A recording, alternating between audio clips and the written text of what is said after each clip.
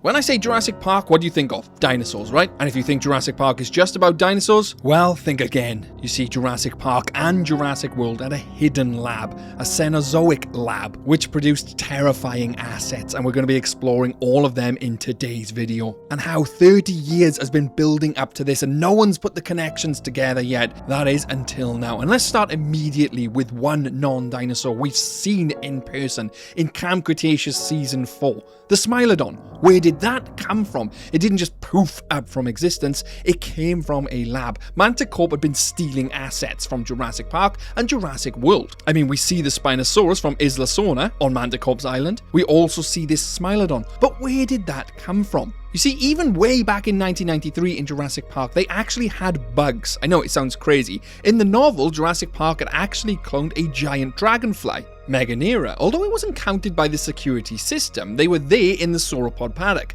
Giant dragonflies they'd cloned for what reason exactly? To enhance the Jurassic Park experience? Well, let me continue on. You see, there are several non-dinosaurs and even dinosaurs, believe it or not, which we know of in the Jurassic Park universe, which were never in the movies.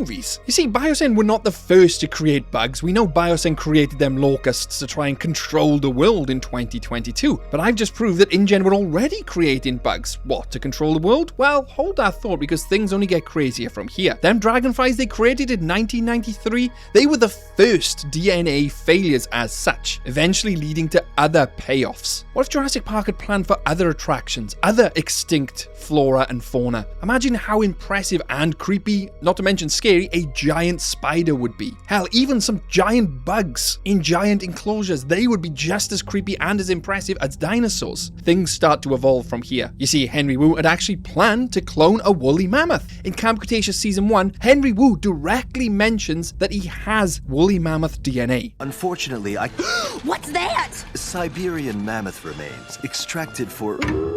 What's down that? That is not a dinosaur, just like the Smilodon. And let's go back to the Smilodon, because we're missing something huge here. That saber-toothed tiger came from a secret Cenozoic lab in Jurassic World. But in 2010, there was another island, Site C, where we see the T-Rex. And we also, believe it or not, we see raptors that suspiciously look like the Jurassic Park 3 quilled raptors. Could they be the second generation which were taken off of Isla Sorna? I mean, at this point in time, it was only 2010. Sorna had been pillaged. Would they have taken these other types of raptors to this facility for hybrid experimentation? Seems highly likely, right? You see, there was a reason they created this Smilodon, and that was for a neural template. InGen needed this template to see if they could handle advanced predatory instincts before they tried to humanize a dinosaur. I know, that sounds wild, but hear me out. The Smilodon helped to bridge that gap. And it's canon to the franchise. It's there. I'm not making this up. You see, the Smilodon is a mammal as such, and that would be their first attempt at actually cloning a mammal's brain and potentially hybridizing that brain. It's pretty obvious that Rebirth shows us they were testing in 2010 for some type of hybridization, but that was already a thing in Jurassic Park, because remember in Fallen Kingdom, Lockwood himself wanted to humanize the dinosaurs. He wanted to use cloning technology to bring people back. That's the reason they fell out. That's why the reason they never went into business. You see, Hammond was directly against cloning a human, but not hybridizing dinosaurs with their DNA, or even hybridizing dinosaurs. I mean, he created a hybrid elephant in the novels, a mini one which you can have in the palm of his hand. And hell, when Masrani Global took over in 1999, they were openly hybridizing dinosaurs. I mean, the Indominus, the Scorpius, the Indoraptor. Dr. Wu had an entire Black Ops project with InGen and Vic Hoskins, creating these hybridized dinosaurs. But they weren't just creating hybrid dinosaurs. Look at the D-Rex. That to me wasn't a hybrid project. I mean, they had the Scorpius Rex cloned roughly around that time and put it on ice. The Indominus started cloning around that time as well. No, the D-Rex was something else. The D-Rex was a failed 2010 human hybrid before the perfected Maisie Lockwood clone. You see, Lockwood was in the business of perfecting human cloning, and obviously hires Dr. Wu before we see him in 2018. But InGen were likely in the process of hybridizing dinosaurs with human DNA to create the ultimate super soldier, way before this happens in 2018. Everything starts to come together now. You see, InGen were creating hybridized dinosaurs with human DNA, Lockwood was creating a cloned human being, and their research overlaps with Dr. Henry Wu. which eventually goes on to the perfected Maisie Lockwood. She's the perfected cloning DNA. But if Maisie was what, a one and done, a super clone created from the first iteration, that doesn't seem right. Wouldn't there be other failed clones? And you're telling me Jurassic Park or Jurassic World didn't dabble in any of this hybrid cloning dinosaur technology? Especially as Lockwood wanted to clone a human being as early as 1993. Hammond didn't want to clone a human being, he wanted to clone attractions. I mean, we already know he cloned giant dragonflies, plant life, which we see Ellie Sattler holding, giant dinosaurs. What's to stop him from cloning other spectacle attractions like giant spiders, giant crocodiles, which we know are in the Jurassic universe? A Dinosaurus skeleton was seen in Fallen Kingdom. It was also featured as one of the main bosses in the games. I've said this in my latest video that there was actual plans to feature a marine facility. Currently scheduled to be opened to visitors 6 months after the main park, the marine facility will offer more revenue generation opportunities and marketing campaigns. Likely featuring some type of plesiosaur, which we've seen from concept art. Hell, even other escaped aquatic animals which we see in Rebirth could have come from this Jurassic Park facility. A Megalodon, which we see the jaws of in Rebirth. The Spinosaurus, which we see the jaws of.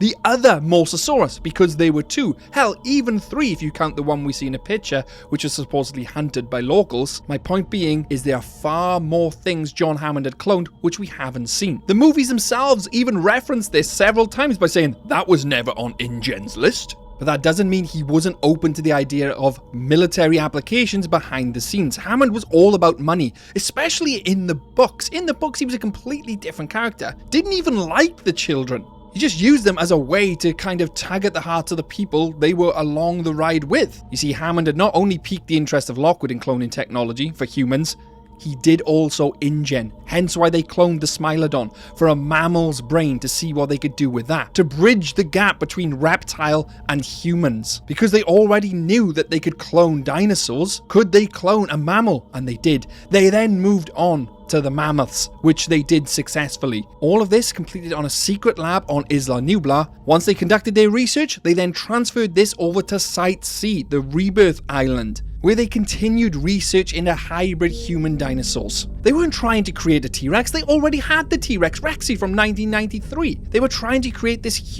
hybrid dinosaur. And who else would be heading this project? The one who's also working for Lockwood, who wants to clone humans, and InGen, who wants to clone hybrids. Henry Wu is taking all this knowledge. When Jurassic World collapses in 2015, he then takes all this knowledge to create human hybrids himself and human clones. Maisie is the perfected version of just that. Maisie was born literally around 2008-2009. The time frame fits. The D-Rex breaks out in 2010, meaning they'd already tried to clone human dinosaur hybrids way before this period. And Charlotte Lockwood was successful because she worked for Jurassic Park and Jurassic World, stole their technology and created the first human clone, Maisie Lockwood. It all fits together. She had worked for InGen since the very beginning, since 1993 potentially as one of their scientists, and then in 2008, she takes that technology for herself and creates a clone of herself. InGen had created that technology to clone a person. You're telling me they didn't try and hybridize this concept?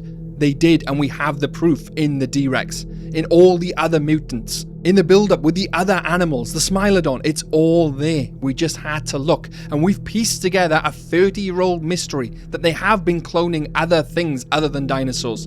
The raptors were relocated off-Sona, a hidden lab working outside the park system, mammals introduced into genetic testing, early insect experiments pushing the DNA boundaries, a successful human clone, and something that came before it. All of this changes Jurassic Park, that it wasn't just about bringing back dinosaurs. That was phase 1. There are several other animals I haven't even referenced in this video, so go and watch my Lagoon video and my restricted section video, because it fills in the blanks. I highly recommend watching them after this, and a massive thanks to the InGen research team on screen now. You guys keep the power on in the park and keep these dinosaurs contained, and if you came across a hybrid out there in the dark, could your day get any worse?